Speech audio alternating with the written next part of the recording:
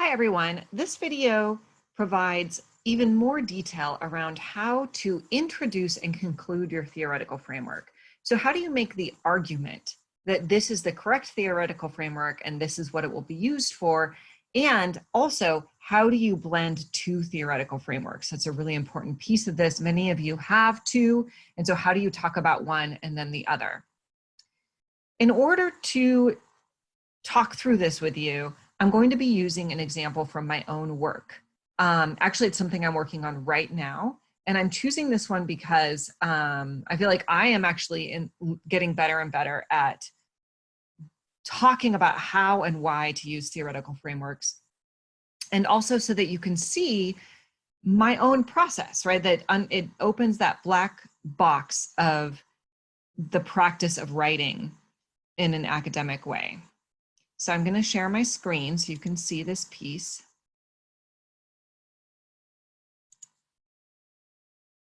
So in this is a paper about teacher learning, as often much of my stuff is, and it examines the processes of teacher learning. So I'm very specific about, and you can see the research question here in red.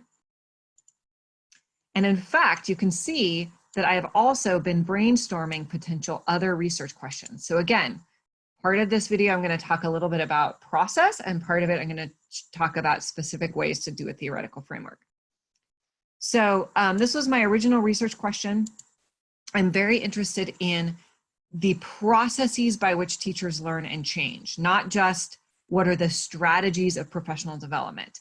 And I try to make that very clear in the introduction, that this is not just about strategies, this is about how do teachers learn, all right? So you can see the processes is in this research question.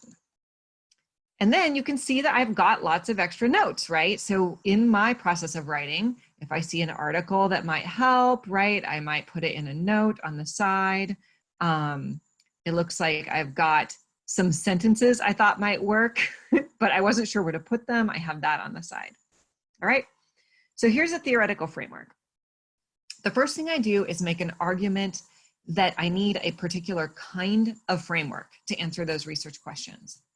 So I write, answering these questions requires a conceptual framework that defines the system in which teacher learning and change takes place and allows for an understanding of the processes that take place between and among areas of the system. So I am saying, based on that research question, I need this kind of framework.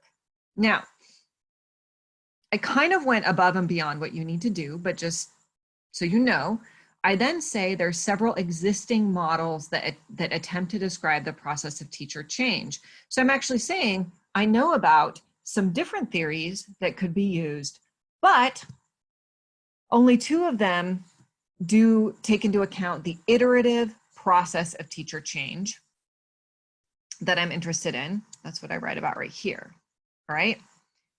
And then I say, well, and these two models are not quite good enough. I'm foreshadowing for my reader because they don't really have organizational context. And you can see I've got an extra sentence here that I'm playing around with, okay? So then I say, I argue, in order to understand the processes that shape how teachers learn about, make sense of, and enact reformed instructional practices, we use XX framework, all right? Then I talk about how, and now this is where ours differs a little bit, is that we already developed this framework a little bit in our prior work, whereas you're going to be talking about the two different frameworks in an original way. So eventually I move on and talk about these two different frameworks. So here I state the original framework, the Clark and Hollingsworth model, proposed that teacher change rests on an iterative and reflective process between four domains. And then I describe the domains. So this is part of defining the elements of your theory. I also talk about what this model does, right? Here we go. What does this do for research? The model provides a way to understand the iterative processes that take place as teachers make sense of new information in the context of their practice.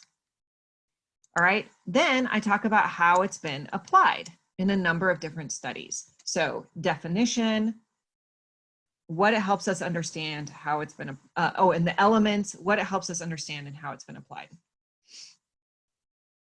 Now, I'm going to elaborate. In the next paragraph, I elaborate about the theoretical foundations of this conceptual framework, that it's founded on situated learning theory, and a little bit about empirical work in this area. Then I make an argument right here. This is where I am switching to my new theoretical framework. There is a need to broaden and deepen the understanding of context and how that shapes teacher learning and change. All right, and then I have another sentence or two. Actually, the rest of this paragraph is really about how this model and the folks who use it do not define organizational context clearly enough. And therefore, I'm kind of hinting that we need another element to our framework. All right, so then I introduce this other theoretical or conceptual idea down below. All right, so up here, once again, as I'm closing out the discussion of Clark and Hollingsworth and their framework, I am making an argument that there's something missing, which is organizational context. Then I say, here, in order to understand these new relationships, we turn to the idea of sense making within organizational theory. So now I'm saying there is another theoretical framework that is important, that we actually need to understand a piece of what we're seeing here. And then, of course, just like above, I define sense-making theory. I talk about the aspects of sense-making theory. And I don't yet, this is still a bit of a work in progress, but you might want to talk about then, how this theory is used. And notice, I want to point out a couple of process things here. I have a quote from Clark and Hollingsworth. I've read Clark and Hollingsworth many times, but I saw this quote in someone else's article. So, and I wanted to use it, but I put the word check because I am not going to take something someone else says and not check and make sure that it is in fact in there and cited correctly. All right, so that's just, kind of different processes people use. Another thing I wanted to point out is this, that I just put the name of the author and I was going to look up the year later, right? Sometimes people do that as a shorthand. Over here, you see a sentence that I took out, but I'm not sure if I want to take out, right? So these are all things that just kind of hints on how things might be used here. So that's kind of what I wanted to show you, that when you bring two theories together, you introduce one, you justify it, you say why it's important, how it's used, etc. Introduce all the things about that theory. Then you talk about what it's missing and what you really need. It's not in a negative way, like, oh, it has problems, but that in order to understand your data, you need something else. And then you introduce the new theory that shows this something else about what's going on. Now, in terms of how it's used in your analysis, that is usually done in the analysis paragraph. So another processual piece I want to show you is these little sentence fragments I have here. With the goal of surfacing salient aspects of each domain as well as the interplay between domains, it just stops because I don't actually know what my goal exactly is yet, right? I'm still exploring that. And then you can see another one here. We argue that the field has more to learn from looking more specifically at a close examination of a theoretically grounded approach to, I don't really know what the right wording is, so I am playing around with it. So just another piece for you to see in terms of process.